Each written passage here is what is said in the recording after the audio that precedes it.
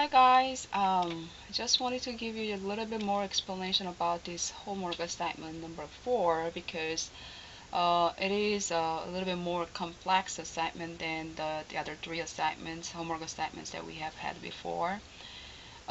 This assignment is about pricing and merchandising, so it is involving a lot of different, a case with a lot of different price changes of merchandise that involves different markups and markdowns, that kind of situation. So it is testing. This assignment is basically trying to give you an opportunity to think about all markups and markdowns and all those discussions, all pricing related discussions, together in a kind of a real world like a case scenario. Okay. So let me kind of read through the case and explain a little bit further of maybe the meanings of the specific numbers and things like that, maybe which may help you in doing the actual assignment. So this assignment instruction is structured in a way that it shows partial stories about the case followed by a question that is related to that story. Okay, and then another story is showing in the same case. It's just kind of continuing story. So further information is given about the case, and then a question is given in relation to the first and the second story kind of combined together, and then a third kind of further story is given again, and then another question. So there are 3 questions or big questions, and there are kind of associated information that is given right before the question is asked.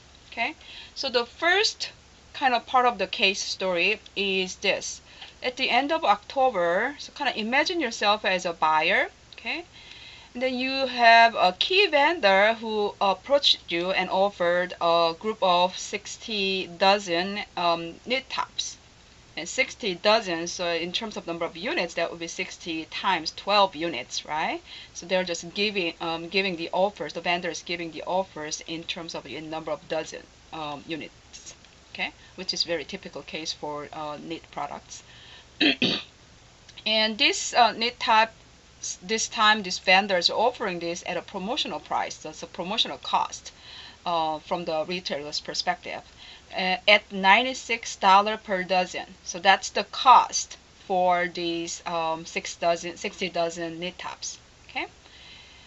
This vendor, this is a pretty good price, obviously good cost, low cost from the retailer's perspective, because if you just keep reading that paragraph, it says that these tops are comparable in quality and styling to similar merchandise purchased before from the same vendor at $144 per dozen. So before, the same vendor offered a similar kind of merchandise at a higher cost. Okay, now they are giving a promotional offer at a lower cost.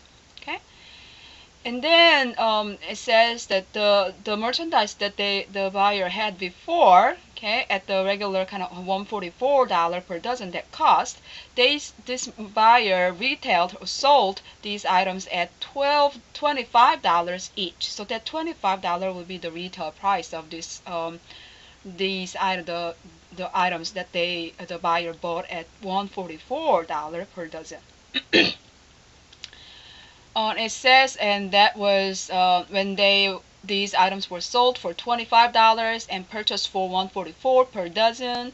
That's when they apply the normal departmental markup. So you hear, given the information about the cost that the vendor purchased these type of knit tops before, $144 per dozen, and the regular price that the buyer sold these items for, which is $25, you can kind of calculate what is the markup percent the department normally applies to these type of merchandise.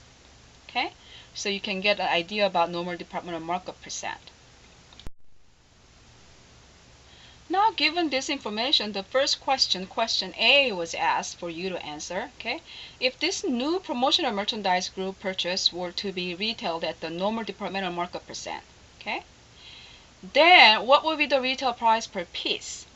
Okay, so now this vendor's offering this new merchandise at a very good, good cost, low cost, And if you buy these merchandise at this cost and then you market them with after putting a normal departmental markup percent, then how much would be the retail price? That's the question, right? And under the question, I gave some tips, right? In order to answer this question, you're going to have to kind of go through these steps and answer all these things. First, you're going to have to calculate the unit cost for the normal merchandise, right? The existing merchandise, which were given as $144 per dozen. So then how much it is per piece, okay, when that was the cost per dozen, right? And then also you need to calculate the normal departmental markup percent based on that unit cost that you just calculated and the $25 unit retail that was given in the case instruction. So based on that R and C, retail and cost, you can calculate the markup percent, right? And then you need to also know the unit cost, the cost per dozen, cost per piece of this new promotional merchandise that will be purchased at $96 per dozen, right? If $96 per dozen, then how much would it be for each piece, right? And so given this cost and the markup percent that you calculate above, then you can now figure out the retail value of this new promotional merchandise per piece. Right? Now that you know the markup percent and cost, you can calculate retail. So this question is asking you, kind of trying to see whether you are able to convert the cost that were given for dozen to a unit cost, a cost per piece or unit, right? Which is pretty easy calculation. You just divide the cost for dozen by 12, that will be the unit cost, right? Another thing that this question is asking you to do is whether you can actually apply the RCM relationship. When you know the markup percent and cost, can you calculate retail? Things like when you know the cost and retail, can you calculate markup percent? Those kind of the RCM, the three important formulas that we've talked about a lot. Kind of you're asked to use a couple of those formulas to answer this final question, which is asking what will be the retail price per piece for this new promotional merchandise.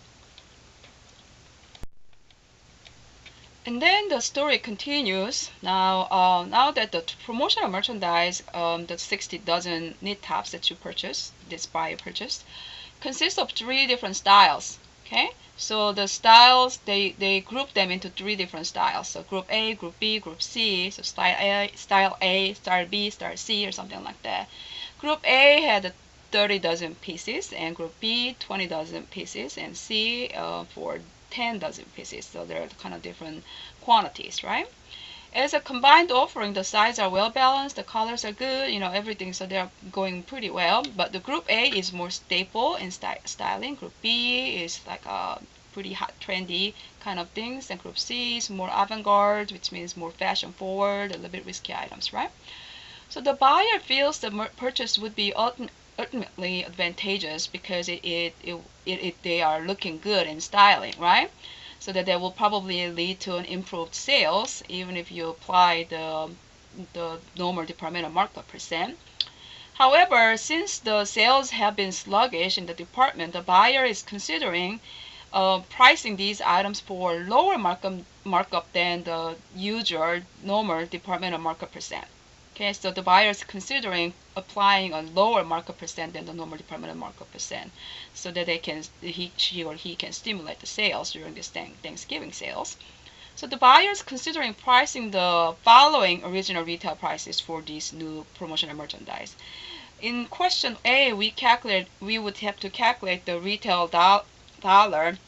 So the original retail dollar, what original retail dollar per piece the new promotional merchandise would be if the normal departmental markup percent were to be applied, right? But now the story is changing that the buyer decided not to apply the normal departmental markup percent. Instead, he or she is going to apply different markup percent for these 3 groups of merchandise. Okay, so the first group, the new purchase group A, is going to be now priced at $16. The group B is going to be priced at $18. Group C is going to be priced at $20. And these are their original retail prices. So from the beginning, the buyer decided that, okay, normal markup is not going to be the way. I'm going to go with different kind of markups here. So there are the three groups of new promotional purchase that the buyer makes are going to be all sold at different retail prices, which means they are going to be sold with different markups, right? Because their costs are the same, but they're selling at different prices. Given this buyer's new plan for this new merchandise, now the question B, the second question is to determine the average market percent for the entire promotional merchandise, so these 60 dozen pieces, group A, B, C combined, based on their original retail price that the buyer just decided above, okay, $16, $18, $20, those for group A, B, and C respectively. So you just basically have to calculate average markup for that. Okay, knowing their quantities for each group, that you know the quantity, right, and their original retail prices. Okay, and you know their cost, the unit cost, because that was given in the initial setup, right, the top part of the case, right. So combining these pieces of information together, you set up, and I probably would recommend maybe trying to draw a grid in a Word document, or maybe you can use Excel. Either way is fine. Try to calculate the total cost and total retail for these three groups of promotional merchandise all combined together, from which you can calculate the AMU percent, average markup percent, right? So that is the question. So I would expect to see total cost dollar, total retail dollar, and AMU percent in your answer. And you can utilize a Word document and just type in the answers, or draw a grid on a Word document, like a table or something like that, to show the unit cost and unit retail, total cost, total cost, total retail, and markup columns, as we use the setup for doing a lot of AMU percent related calculations. Or you could create the same thing on an Excel spreadsheet to do the calculation. Either way is fine, as long as you show me what the total cost is and total retail is and the AMU percent is, and how you came up with those numbers. Okay. Okay, now the story continues. Okay. However, as the buyer reviewed the stock condition of the department, the existing current stock condition, it seemed that the present inventory or current inventory was higher than planned. Okay. And the report showed that there are four different current or present inventory group, 1, 2, 3, 4. Okay. In the first group, 290 pieces, okay, and that are current and saleable at the original price of $25, so they're okay. Okay, 290 pieces are okay. The second group is 120 pieces that remained from a recent promotion, so they still kind of carry the promotional price, a retail price, so it's like a discounted retail price, which is $24, but they are broken in size and color. Okay. And the third inventory group, the current inventory group, a group of 65 pieces, all one style. They're currently selling at the original price, but they are selling very slowly, so consumers are not liking them all that much. Okay. The fourth group, there are 15 pieces that are badly soiled, and they're currently priced at $21. Okay. Remember that all of these pieces were originally purchased at $144 per dozen. So they were part of the existing knit tops that were similar to the new promotional merchandise that the buyer newly purchased. And all these present inventory pieces groups were originally retailed at $25 each. Okay, although they are currently retailed for different prices. Some are still sold for original retail prices, and some are sold for with a little bit of markdowns, right? Like the group 2 and group 4 had a little bit of markdown because they're currently sold for $24 and $21 respectively. So now that we know the present or current inventory situation, as well as the newly purchased merchandise that's coming in, okay, both kinds of merchandise, okay, we're combining all of them together. So we had four groups of knit tops that are in the current present inventory, as well as three groups of knit tops that are coming in, right, from the new purchases. Okay, So with all of these knit tops together, now this buyer is planning for Thanksgiving sale, very high volume period, high sales volume period, right? The buyer wants to do a really good job during this Thanksgiving period. Okay, the proper pricing would be very, very important to be able to get rid of all of them. Let's think about it that way. The buyer noted that there is a $1,000 markdown money available for November, which the buyer can use for the Thanksgiving time. Okay, so $100 markdown money. Markdown money basically means a markdown allowance. So that means the buyer can take up to $1,000 net markdown on her merchandise. All the knit tops combined together, the present inventory as well as the new merchandise coming in. Okay. In order to decide how to use this available November markdown allowance money, $1,000, okay, how to divide up or distribute this $1,000 net markdown that she can take down, the buyer came up with two potential courses of action. So two options that she has, right? Option number one, she could use this markdown allowance money to clear the present inventory, which means she's going to mark down the present inventory, right? She had won the first group that had no problem selling at the original price, selling pretty well. So she could just maintain the current price, the original price for the first group. But then there were three groups, group 2, 3, and 4, that had a problem, right? The group 2 was broken in assortment, and the group 3 was slowly selling, and group 4 was very highly badly soiled. So maybe the buyer could actually mark them down to $20. So that's the option one, right? So they're going to be all marked down to $20. So those three problem groups are among the present inventory. The first group of present inventory was fine, so it's not going to be marked down. Okay. Whereas the buyer is going to maintain the original retail prices for the new promotional purchases. So original prices mean the $16 for group A, $18 for group B, and $20 for group C. You remember there were three different groups that carried different original retail prices, and she's going to just maintain those retail prices. Okay. So if this is the case, okay, then what's going to be the outcome? Okay. And the other option that she's also considering is, instead of doing it that way, using this markdown money, she could use this markdown money to actually generate more excitement in the store, okay, by marking down the new promotional purchase.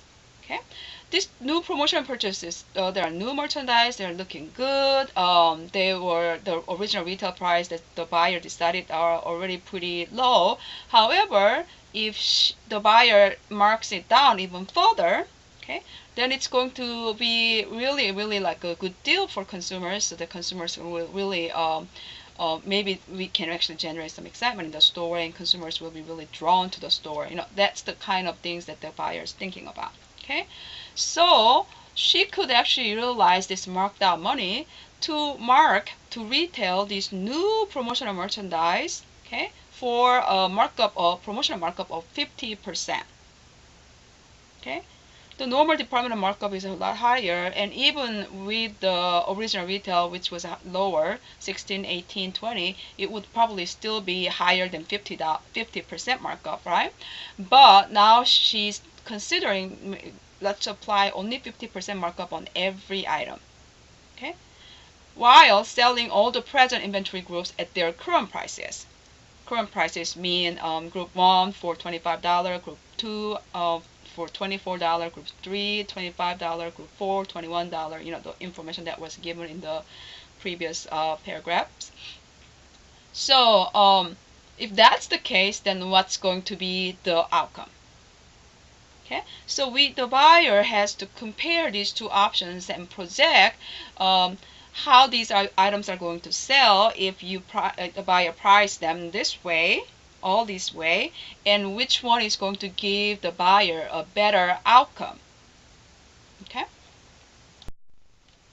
So given these options and all the background stories and information, now the last question is question C. Let's assume that whichever course of action, whichever option 1 or option 2, this buyer decides to take, all the present inventory and all the new promotional merchandises will all sell out. So that means sell out means they're going to sell all of them, right? So all of the items are going to be sold, okay? And nothing is going to be left unsold. If that assumption can be made, okay, and then there are no other markdowns in the department, so they're only going to mark down these knit tops, okay? And based on these assumptions, okay, decide which option the buyer should pursue. Okay, with option 1 is better or option 2 is better. That's the question. And you do not only choose the option, but you have to mathematically justify your option selection, your suggestion. Okay? And the tips that are given here is that you probably need to show which option will give the better outcome, better result, right? The result will have to be shown with numbers, right? The numbers that you need to show are net sales, net markdowns, and maintain markup percent. Okay, so if you go with the option 1, remember that whichever option you choose, you're going to sell all of them, right? All present inventory and all new merchandise. So, okay, you have to calculate what net sales you're going to be able to achieve given the pricing plan each option gives, okay, and then how much markdown you will end up being taking, right? In terms of net markdown dollar, okay.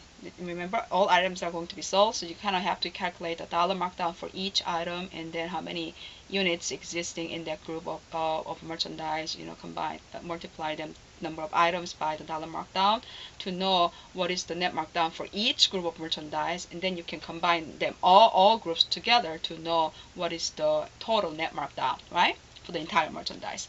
So you have to calculate the net sales and net markdowns and maintain markup for entire merchandise, including both the present inventory and new promotional merchandise all together, and choose the option that gives a better result, better net sales, better markdowns, better maintain markups. Think, okay, remember,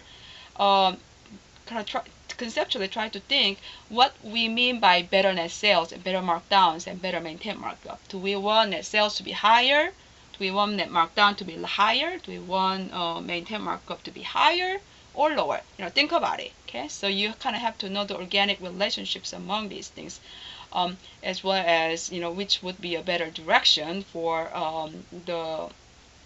each of these numbers to go for you to determine, okay, the option 1 gives this net sale, option 2 gives this net sale, so this option is better. That kind of conclusion can be made, right? Do the calculation and show your work. Either you can do it on a Word document, just kind of say what's the net sales for option 1, what's net markdown dollar for option 1, maintain markup percent for option 1, and how you calculate them. Okay, and do the same thing for option 2. You can do it that way, or you can utilize an Excel spreadsheet to kind of set things up and do the calculation and show me how you calculate them. Okay, in case you want to use an Excel spreadsheet, and I actually posted a kind of suggested spreadsheet format. Okay, you go to that homework assignment instruction link, then you will be able to find the suggested Excel spreadsheet format, and that may be really helpful. And I'm okay if you want to use some other format. Okay, that's perfectly fine with me. If you want to use and create your own Excel spreadsheet format, that's fine. But I just gave you a suggested format or recommended format there, just to help you and give you an idea about what kind of format may be useful. Okay, but it's not a mandatory. You don't even have to use Excel. You can just use Word to show your work. That's perfectly fine with me too. Whichever way that is more convenient for you, it's more intuitive to you, go with it. Here, it's like I said earlier. It says that the recommended spreadsheet format is posted on Canvas, and the name for the spreadsheet file is HW assignment 4-question C spreadsheet. So you can find that that spreadsheet if you want to use a spreadsheet, or another spreadsheet format is fine too, like I said before. All right. But you can show your calculation on the spreadsheet, but whether you use Word or spreadsheet, when you explain your option, why you chose that option based on the calculation, right? you will have to use a Word document. So you have to type in what the explanation of why just by your choice. Okay. Another thing that I would encourage you to remember is when you calculate dollar markdown for each group of merchandise given the option plans, remember that the dollar markdown has to be calculated based on how much reduction is taken from the original retail price of that group. Okay, not the current retail price, because some of the present inventory group, the current retail price is already marked down, right? But this is like additional markdown you're taking, right? For some of the option 1, actually you're taking additional markdowns, right? Then you have to give the entire markdown from the original retail price, given the new price that option is suggesting. Okay.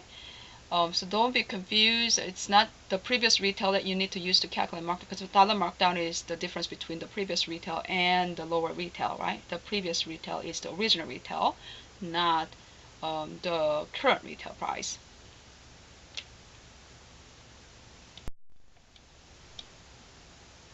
So what you're going to have to turn in to me is going to be all the mathematical work that shows your calculation to answer each of the questions. Okay, question A, question B, question C. If you use a Word document, be very explicit and use labels to show, like, the number means what, right? So you have to say what net sales equals, and then show the work for the net sales, for example, things like that. If you don't show the work and just give me a final answer only, you're not going to get any points. I need to see your formulas, and concepts that you use, all of them. Okay. If you use Excel spreadsheet, then utilize column headings and row headings and things like that to clearly show what numbers you're calculating. Okay. Then you're gonna have to have a Word document that is about the written explanation for your answer to question C, like which option of markdown plan you're gonna take and why, and that one. So especially if you use the Excel spreadsheet to do the calculation part of the mathematical part of question C, then you're gonna have to have another Word document, another page on the Word document to explain why you chose which option you're going to choose and why you're choosing that option. Okay. And don't forget to format your assignment, whether it's a Word document or Excel document. Either way, go through the requirements in the syllabus. Make sure that you're following all the directions in the syllabus for the format requirements. And then I'm giving you here the grading rubric that I'm going to use, and just make sure that you've done all of this. You are clearly showing all the numbers that are required to show here in this grading criteria, as well as the formatting. Okay. You can upload all your assignment file. You may have only one Word file or one Word and one Excel file. Either way, you can either upload just one file or both files together using the assignment submission link, and you can find the homework assignment 4 and upload the files there, as you always have done for other assignments. Well, I hope this explanation helped you a little bit, in terms of kind of understanding what the assignment requires a little bit better, and also some of the tips that I wanted to share with you to just kind of make it a little bit easier for you to work on it. If you have any questions, please shoot me emails. But I hope that this video really helped you. Alright, thank you. Good luck with your assignment.